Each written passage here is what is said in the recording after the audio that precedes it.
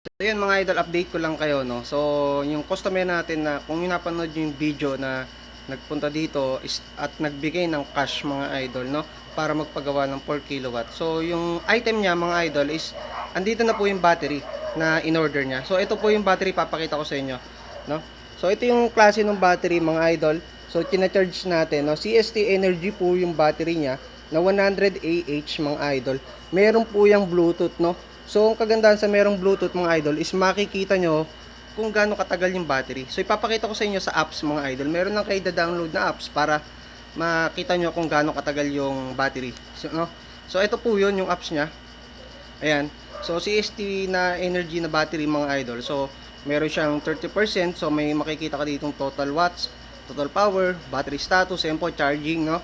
Tapos ngayon yung remaining battery capacity 30 na lang kasi 30% lang siya. So yung remaining working time wala pa, no, kasi wala naman tayong ginagamit, no. So ito mismo yung pinakalaman ng apps ng battery, no. So ganyang kadali mga idol, no. Ganyang kasimple yung ganyang klaseng battery na merong Bluetooth mga idol, no.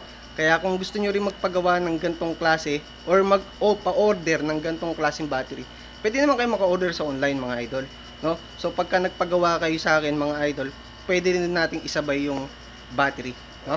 So yun mga idol, PM na lang tayo.